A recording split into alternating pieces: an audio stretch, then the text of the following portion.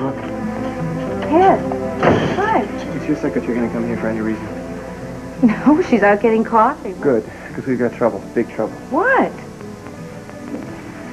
About last night. Yes? My mother was there. She didn't hear us. She heard everything. Oh. Well, we can depend on Ruth not to say anything. If it was Ruth, there'd be no trouble. Unfortunately, this mother was Opal. Opal, tell me, why are you here? You know I can't socialize during working This ain't a hours. social call, Phoebe. I'm here to get dear Aggie's advice on an affair of the heart. Oh, I see. Well, now, what kind of problem are you having?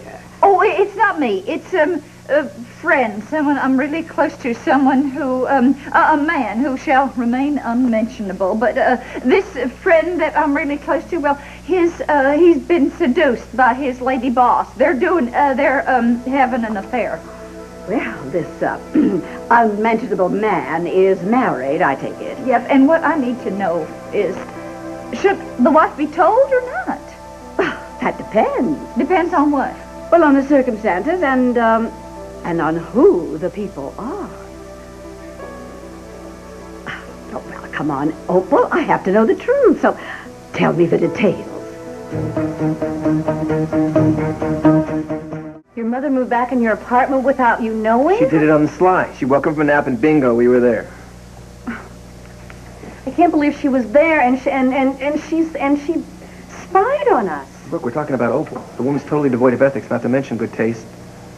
Well, so you asked me to spend the night. So what? I left. So she saw us kiss, and she heard enough to know that we'd slept together. Oh, great. The way your mother loves to gossip, we might as well have told the intruder. I'm sure she has Dixie somewhere telling her everything. Not necessarily. We had a little heart-to-heart talk, and I made her promise not to tell anyone.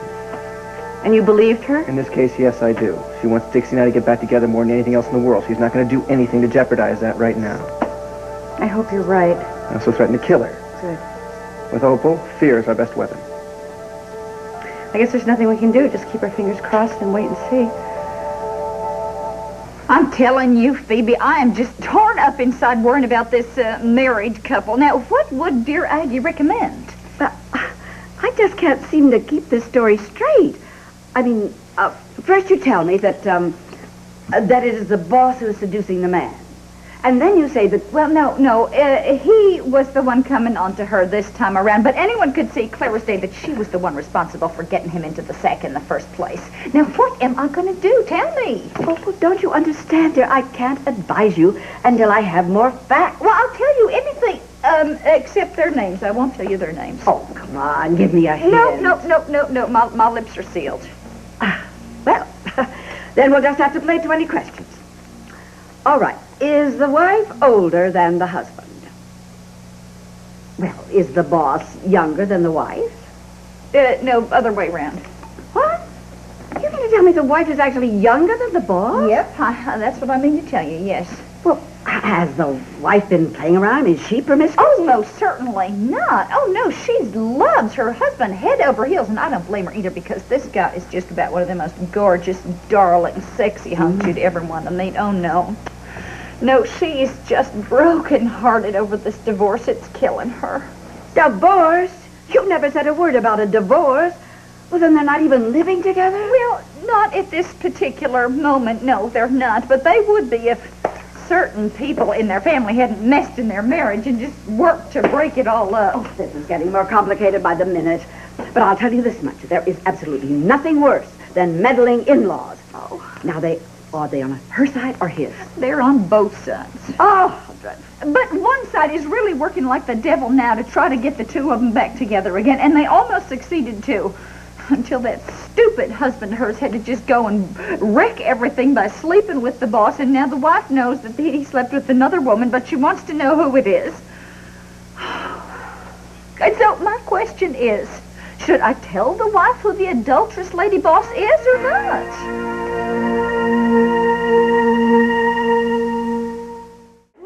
Nothing at all, no. Oh, I disagree. I think Opal has brought up a very important problem, and very timely, too. Yeah, but personal, Phoebe, personal. Well, we can trust Brooke. For goodness sake, she can keep a secret, can't you, darling? Absolutely. I'm not prone to idle gossip, unlike some people. So go ahead, fill her in. No, I couldn't, really. Try. Well, the problem is, should a wife be told if her husband is sleeping with his female employer? Now, I know a lot of people would say, just let it go, don't bother with it. But I disagree. I think the wife should be told. She has a right to know what she's up against. Now, what do you think, Brooke? I think it depends on the situation. Well, take your marriage, for instance. Now, I know the circumstances are not exactly the same. However, you and Adam were employers of Dixie at the time she started sleeping with your husband. Aunt Phoebe, please. I'm sorry, darling. I don't mean to bring up tawdry, ugly memories. Then don't, okay? But wouldn't you want to know? Didn't you want to know here it's to a talk wrong about wife? my personal life. I'm here to tell you that Sid needs to talk to you about a change in the column. So you want to go downstairs and talk to him? He's waiting. Of course. Good. I'm sorry. Forgive me. I'll be right back. I'll walk out with you. Stay, Opal. I'll keep you company while you wait. You ought to be strung up. I did not do any harm. You promised Tad that you were not going to say a word about this, and then you turn around and you say something to my family? Oh, I see. So you've already talked to Tad today. Have you no shame? Just watch it, all right? You should be the one watching it, little missy, because you are the one who's been carrying on with a married man, someone who's younger than you are, I might add, taking advantage of his state of emotional turmoil to try to steal him away from the only woman he could ever truly love. If you only knew how hard I have been working to get those two back together again. Well, then don't stop trying. Keep on, and do it by not saying anything about Tad and me. Yeah, you went to bed with my boy just to pay Dixie back for sleeping with Adam, and now you don't want people knowing just Opal, how that is spiteful not you so. really are. All right, it is not so. And if you want to cause more grief, you go ahead and tell Tad and Dixie. They don't deserve any more, but you go ahead and do it. Oh, yeah, well, you should have thought about them not deserving I'm anymore going to before tell you seduced something. my boy. If you blab one word about me and Tad, I'm going to hound you for the rest of your days. Okay? And now, I don't want you here when my aunt gets back. Well, what's she going to think? I will think of something. Please, go.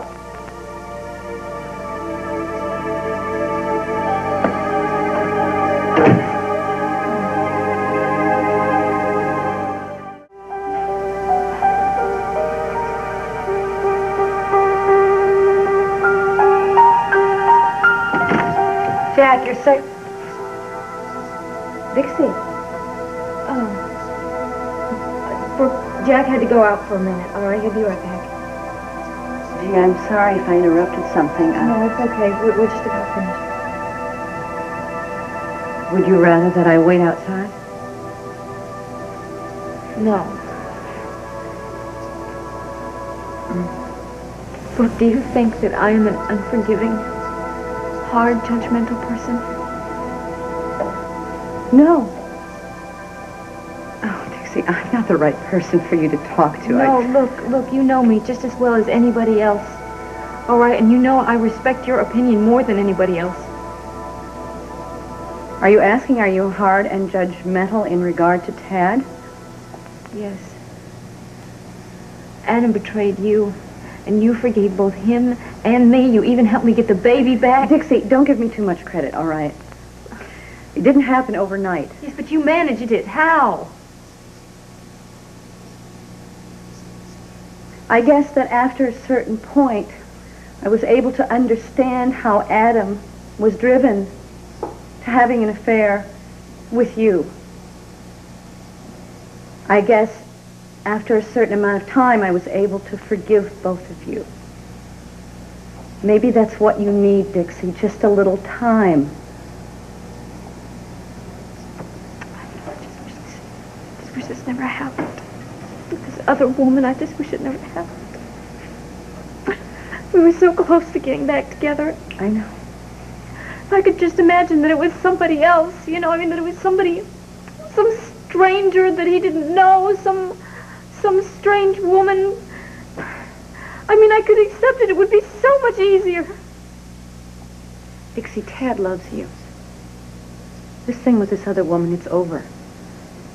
She was never a threat to you or to your marriage. Believe me. You know who she is, don't you?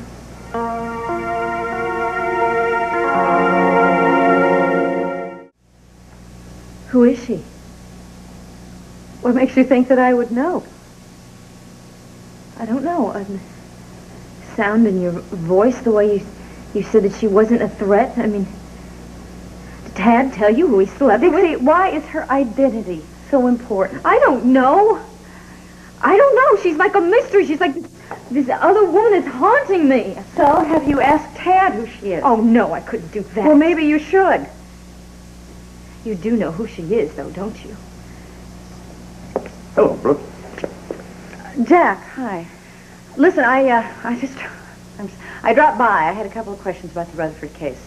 Well, can I get back to you on that? Dixie and I are kind of right in the middle of something That's fine, here. that's fine. I'll just No, talk to no, you it's later. okay. It's okay. Don't leave on my account. Look, I think we've said everything that we have to say. Thank you. I'll think about it. What do you want me to do with these papers? I don't know. I'll call you. You can call me anytime. For everything. Sure.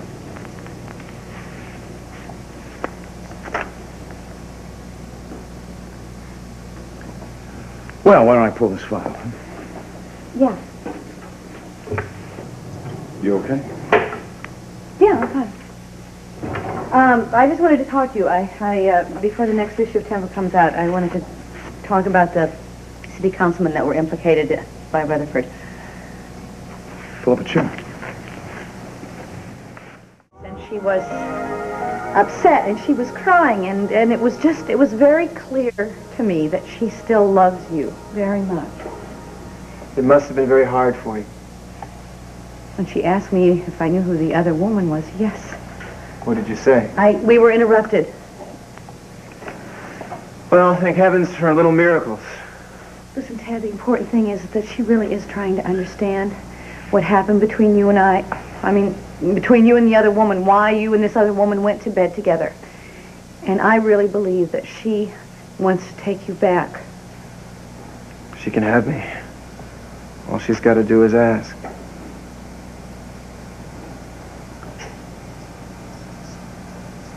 Brooke, I'm sorry.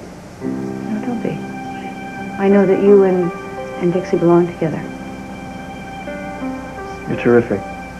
You know that, too? Well, I never tire of hearing it. I'm serious. There are too many women who would help me put my marriage back together, especially after we'd been, Lovers? Yeah. That was the word I was looking for. First and foremost, you and I are friends.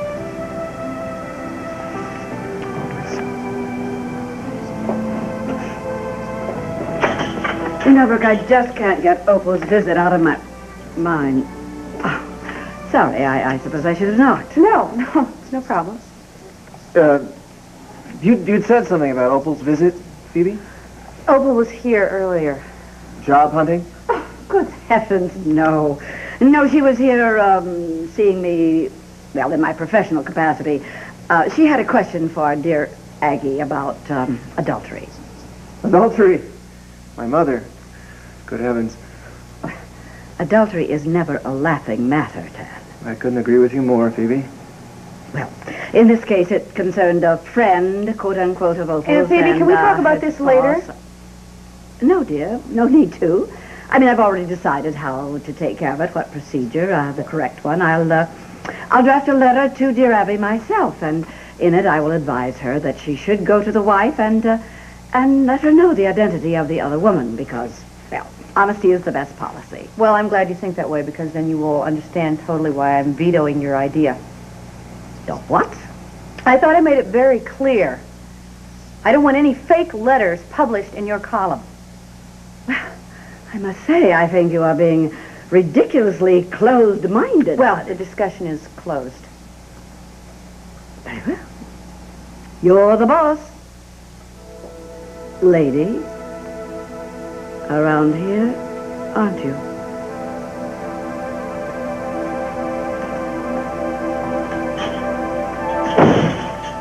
She is on to us. Let her prove it. Oh, I could kill Opal. Listen, you just have to get to her and stop her before she says something to Dixie. I will. I must have been a mass murderer in a former life to deserve this. Right?